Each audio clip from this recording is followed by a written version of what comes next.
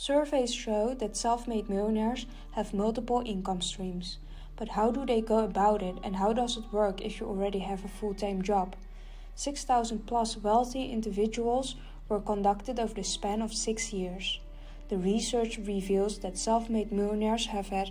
Welcome to the From Zero to Wealth channel.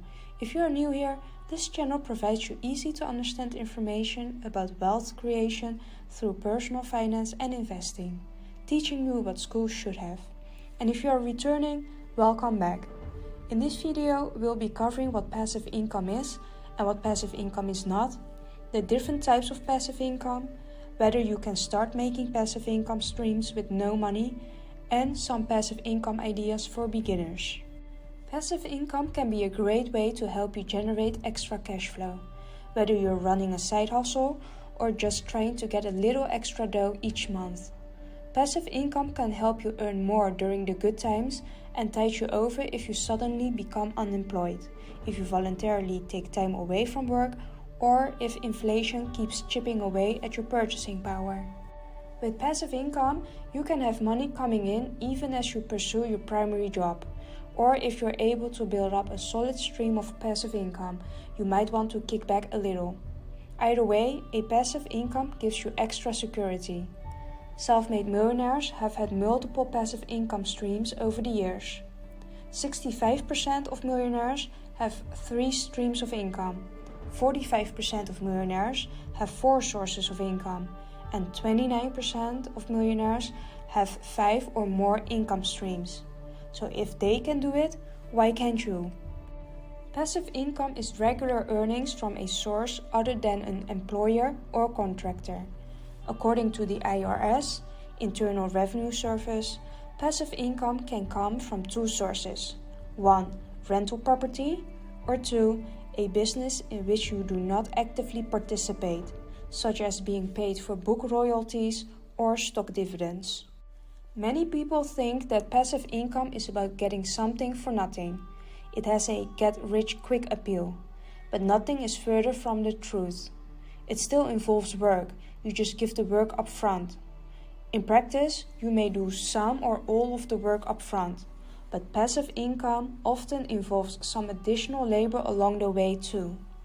You may have to keep your product updated or your rental property well maintained in order to keep the passive dollars flowing. Don't get passive income mixed up with a 9-to-5 job. Like I said before, passive income is earnings which you don't actively participate in. So, what is not considered passive income? Your job is not passive income. Passive income is not income that comes from something you've been materially involved in, such as the wages you earn from a job, a second job or a part-time job. Getting a second job isn't going to qualify as a passive income stream because you'll still need to show up and do the work to get paid. Passive income is about creating a consistent stream of income without you having to do a lot of work to get it. Non-income producing assets. Investing can be a great way to generate passive income, but only if the assets you own pay dividends or interest. Non-dividend paying stocks or assets like cryptocurrencies may be exciting, but they won't earn you passive income. If you're thinking about creating a passive income stream, check out these 8 ideas and learn what it takes to be successful with them, while also understanding the risk associated with each idea. 1. One of the most popular ones is creating a course. Create a video course once and then kick back while cash rolls in from the sales of your product. Courses can be distributed and sold through sites such as Udemy and Skillshare. Consider building up a following with free content and then charging for more detailed information or for those who want to know more. A course can deliver an excellent income stream because you make money easily after the initial outlay of time. The risks associated are: it takes a massive amount of effort to create a product and to make good money from it. It has to be great. There's no room for trash. You must build a strong platform, market your product, and plan for more products if you want to be successful. 2. Write an ebook. Writing an ebook can be a good opportunity to take advantage of the low cost of publishing and even leverage the worldwide distribution of Amazon to get your book seen by potential buyers. You can make ebooks relatively short, perhaps 30 to 50 pages, and can be relatively cheap to create, since they rely on your own expertise. You will need to be an expert on a specific topic, but the topic could be niche, just like with designing a course. A lot of the value comes when you add more ebooks to the mix, drawing in more customers to your content. The risks associated are: your ebook has to be very strong to build up a following, and then it helps if you have some way to market it, such as an exciting website, a promotion on other relevant websites, appearances in the media, or a podcast or something else. So you could put in a lot of work upfront and get very little back for your effort, especially at first. 3. Rental income. Investing in rental property is an effective way to earn passive income, but it often requires more work than people expect. You have to think about how you can finance the property, how much rent you can charge in the area, any renovations that have to take place to make it rent ready, doing research on the neighborhood, how much return you want on your investment, and so on. For example, if your goal is to earn $10,000 a year in rental cash flow and the property has a monthly mortgage of $1,000 and costs another $400 a month for taxes and other expenses, you'd have to charge $2,233 in monthly rent to reach your goal. When it comes to the risk associated, there are a few things you have to consider. Is there a market for your property? What if you get a tenant who pays late or damages the property? What if you're unable to rent out your property? You may suddenly have tenants who can no longer pay their rent, while you may still have a mortgage of your own to pay. So it is wise to weigh these risks and have contingency plans in place to protect yourself. 4. Flip retail products. Take advantage of online sales platforms such as eBay or Amazon and sell products that you find at cut-rate prices elsewhere. You will arbitrage the difference in your purchase and sales prices and may be able to build a following of individuals who track your deals. The risk associated with this is you'll definitely have to hustle to find a reliable source of products. Plus, you'll have to invest money in all of your products until they do sell, so you need a robust source of cash. You'll have to really know the market so that you're not buying at a price that's too high. Otherwise, you may end up with products that no one wants, or whose price you have to drastically cut in order to sell.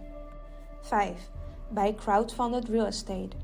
If you're interested in investing in real estate but don't want to do a lot of the heavy lifting, management, repairs, handling tenants and more, then another option is using a crowdfunding platform to invest in property. An experienced investing team picks out the real estate, and then you can decide to invest in it and how much you're comfortable with. You'll pay an annual management fee to the real estate platform and have minimum investment amounts that could range from $10 to tens of thousands of dollars. You can check out the returns on the platforms, so you'll have some idea of what level of returns you can expect and over what time frame. Real estate investment can also help diversify your portfolio, helping to smooth your returns. Popular platforms include Fundrise and YieldStreet. And no, we are not sponsored by any of the platforms that are mentioned in this video. 6. Peer-to-peer lending. It's a personal loan made between you and a borrower, facilitated through a third-party intermediary such as Prosper or Lending Club. As a lender, you earn income via interest payments made on the loans. But because the loan is unsecured, you could end up with nothing in the event of a default. To cut that risk, diversify your lending portfolio by investing smaller amounts over multiple loans. 7. Rent out a parking space. Do you have a parking space that you're not using or that could be used by someone else? You could trade that spot for some cash. It could be an even better setup if you have a larger area that could fit several cars or that would be useful for multiple events or venues. In particularly high demand areas or during high demand times, for example during concert or sport event, your parking spot could be worth real money. But if you live near a place that has frequent commuters and they always have a hard time finding parking spots, you might have a moneymaker on your hands. You might have the best chance of turning a profit by renting to someone who needs the spot on a daily basis, rather than for one-off events. 8. Create a blog or YouTube channel. Are you an expert on traveling? A genius in stock trading? Take your passion for a subject and turn it into a blog or a YouTube channel, using ads or sponsors to generate your income. Find a popular subject, even a small niche, and become an expert on it. At first, you'll have to build content and draw an audience, but it can create a steady income stream over time, as you become known for your engaging content. The real downside here is that you can outlay a bunch of your time and resources, and there's limited interest in your subject or niche. Your area of expertise may be too niche to really draw a profitable audience. And you'll need to be really passionate about the topic, since that can help you maintain the motivation to continue, especially at the start, as your followers are still finding you. You might ask yourself which passive income source is best. This depends on several factors.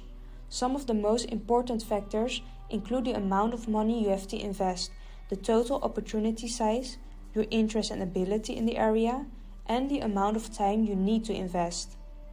The lower the barriers to entry, the more crowded the field of competitors, and the harder the likelihood of success.